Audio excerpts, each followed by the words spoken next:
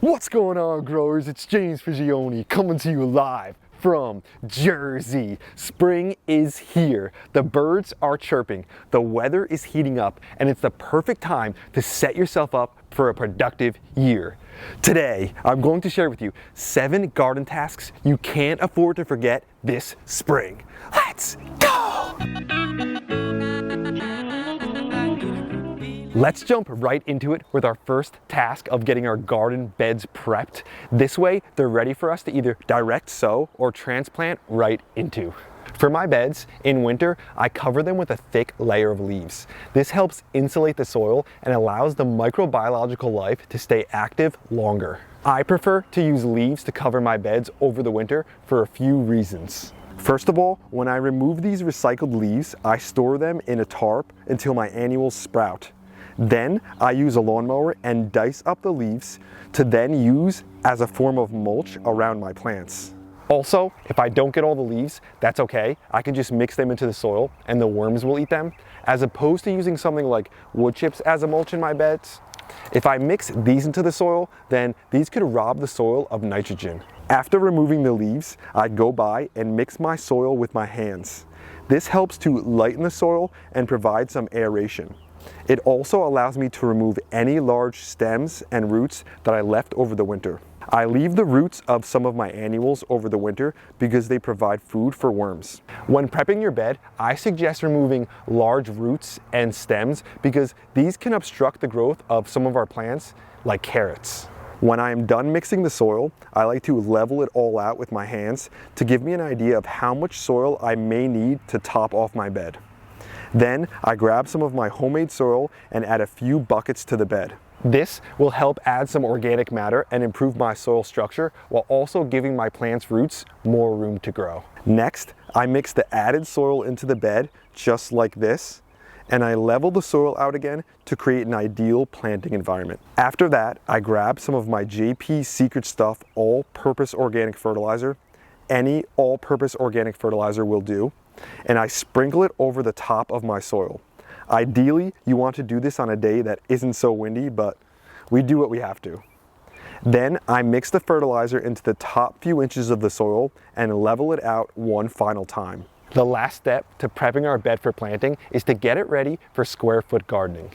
If you're growing in a wooden bed or in ground, you could use strings to form the squares for your square feet.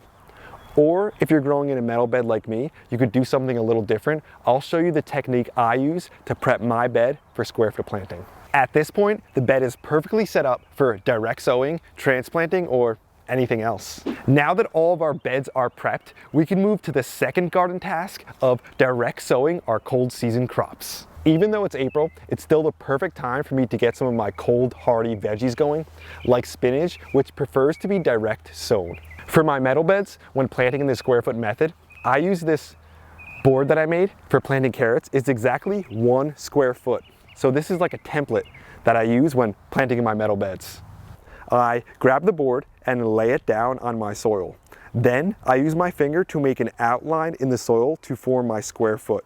I am planting spinach here, and spinach we eat just for the greens. So adding some bonus nitrogen will greatly help with growth. I take some blood meal and I add that to my 1 square foot and mix it into the top few inches of the soil. Next, I make 4 holes with my finger because in square foot gardening, we plant 4 spinach per square foot. I grab my seeds and drop a few seeds in each hole like this. Then I'll cover up the holes with about 1/2 inch of soil and water the whole section in. In a few days, our spinach will sprout, and in no time, we'll be eating fresh greens. I do the same thing when direct sowing all my crops, and I do the same thing when planting onion sets as well. When you prep your bed the right way, it makes all planting and transplanting quick and simple. And if you want to add some additional amendments for some plants that need specific additives, like we did the blood meal for the spinach, then you could just do that. The next garden task isn't a fun one, but it's a super necessary one, and it will allow you to enjoy your garden more during the growing season. And the task is to mulch your garden to prevent any weeds from sprouting and growing. My favorite way to mulch a garden is to grab some contractor's paper, roll it out in a section, then cover it with about 4 to 6 inches of wood chips. Preferably arborist wood chips that still have the needles and the leaves in them. Right now is the ideal time to get your garden mulched. Even if you're not planting into the ground, mulching around your beds will still be worth it. I am planting all different kinds of perennials in my garden, like blueberries, grapes along the fence line, and fruit trees mixed throughout. By putting this thick layer of wood chips down, not only am I keeping the weeds down, I'm also building better soil. The worms will come in to eat the needles and the leaves, and the fungi will come in to break down the wood chips and convert them into humus. So we're building better soil structure and fertility while also keeping the weeds down. Trust me, it's always better to spend some time working to prevent the weeds rather than having to get out there during the growing season and pull them by hand. The next spring task is one that cannot be overlooked. It's not exciting, but without it, your garden will be eaten. I'm talking about creating a proactive protection plan. Seeing different forms of life in the garden is refreshing, but having those pests, both animal and insect pests, erase your hard work can definitely be upsetting. That is why I always suggest before you plant anything in the ground that you at least get a fence up. Once your garden gets growing and you've got those delicious fresh veggies, I promise you, the bunnies, the groundhogs, and everything else will show up. I use a simple welded wire fence. Then at the bottom, I add some chicken wire and make sure that I bury that at least 2 feet deep. This helps keep the bunnies out and the groundhogs out.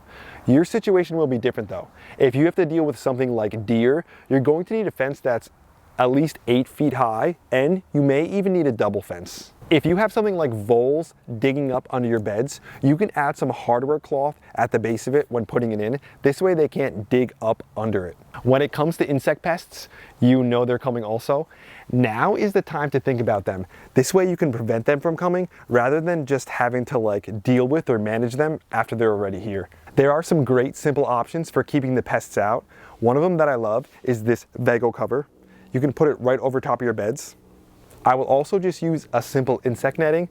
It just keeps the bugs from being able to get in, so it's like you don't even have to deal with them or think about them if they can't get to your plants. Just make sure if you're growing some plants like squash or cucumbers that when they flower, you remove that insect netting so bees can come in and pollinate your plants. You're thinking, what's the point of the insect netting if you have to take it off once the squash and stuff flower? Well, squash plants and cucumbers and all plants in general are most susceptible when they're young. So if you can allow them to grow healthy when they're young, then when they start to fruit and when they start to flower, you take that insect netting off, it will still give them a nice jump start to a healthy life. There are also some great organic sprays that I use, like Surround Kale and Clay. This is a protectant. I spray it on my cucumbers to keep the cucumber beetles off. I also use this on my fruit trees to keep off the plum curculio. Safer soap is probably my favorite option for soft-bodied insects like aphids. And BT is my go-to spray for worms and caterpillars, especially the cabbage worms. Another spring garden task to get working on is to finish pruning our perennials and also to get them prepped for the growing season. For trees like apple, you want to prune these when they are dormant. That is what will encourage the most growth in the spring. And I suggest using thinning cuts. That will allow the most light to penetrate the tree, and it will also just thin the tree out. We also want to make sure we're removing any diseased or dead branches. Like you see right here, this pear tree, I allowed too much fruit to grow on the tree and then it snapped the branch. So we need to go by and remove this. For perennials like asparagus, in the winter, after they're finished growing, I'll go by and chop and drop them to lay a mulch down over top to protect them through the winter. Then in the spring, I will start to pull the mulch back as the weather heats up and we're past the danger of frost, so the ground can heat up and the asparagus can start to press up through. A very important task is to remove any fruit that might still be on your perennials. This is important because when the weather heats up, they can easily spread disease issues throughout the rest of your plants. After you remove them, make sure to take them and throw them in the trash. Right now, if you're like me in zone 7A, you still have time to get some seeds planted inside. I still even have time to get some tomatoes planted. So around here, I transplant my tomatoes into the garden in the second week of May, say the 10th to the 14th. Right now, we're super early in April. That gives me about 6 weeks until my tomatoes need to be put in the ground and transplanted. That's plenty of time for me to get some more tomatoes started inside. I still have plenty of time to start things like cucumbers and squash as well. A lot of the summer veggies we can still get growing indoors. Check out my 17 video course that I just released this year for step-by-step details how to successfully start seeds indoors. Check it out at teamgrow.us. A task that will allow you to get more out of your garden and will be super valuable, especially if you're limited on space, is planning to grow vertically. Right now is a good time to put together some of your vertical supports. This way, when your plants get growing, they have the support they need.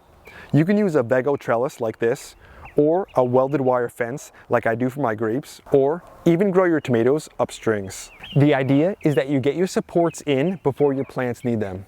It's like when you're growing tomatoes or peppers up stakes. You want to make sure you get those stakes in before you're planting or right when you're planting. This way, when the plants actually need those stakes later in the season, you don't have to press the stake in through the soil and potentially damage the roots. Early spring is the right time not just to plan for this year, but also to plan for years down the road and invest in your own future wellness. To do this, I suggest you get some perennials planted. Strawberries are an awesome perennial to plant right now. Get them in the ground this spring and you'll be eating fresh strawberries in the fall or next spring. Asparagus is another fantastic perennial to plant. Grab some roots, get them planted, and you will be eating fresh asparagus every spring in the future. It's a good time to get your fruit trees planted too. Bare root ones tend to be my favorite. One more task that I cannot let you forget is to make sure you harden off your plants before actually transplanting them into the garden.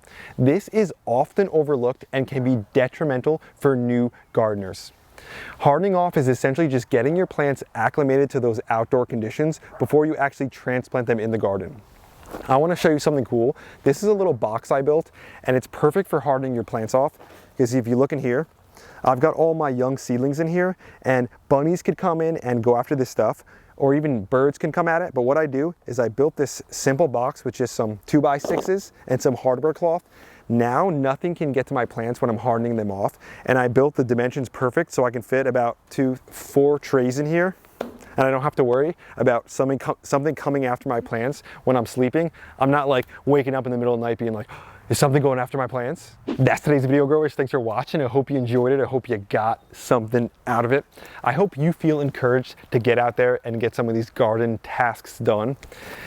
To me, they're fun and super enjoyable.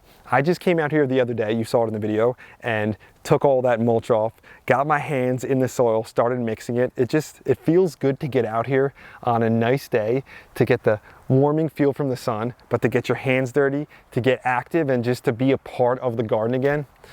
I hate the winter, but part of me actually enjoys the winter because it allows me to come back to the garden, to have that contrast and to just get that exciting feeling about getting back out there, getting growing, and all the good things that come from that. So we encourage you to get out there and just get your hands dirty.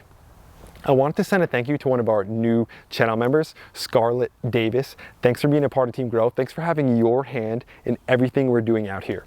We also want to mention that you gotta check out the website over at Team Grow. It is packed with the greatest garden gear you could think of. Also, on there we have that seed starting course, which is super high value and will simplify the process of starting seeds and allow you to have healthy plants that are prepped and ready to be transplanted into the garden. As we know, healthy seedlings is the foundation of healthy plants, which then lead to big harvests. So starting off right with the right foundation makes a massive difference. Check that out over at teamgrow.us. Overall, there's nothing like the weather heating up. The buds are swelling on the trees. The spinach and stuff are starting to pop up. So it's truly a magical time in the garden. Make sure you're out there soaking up the sun. We'll be back to you again real soon. We out.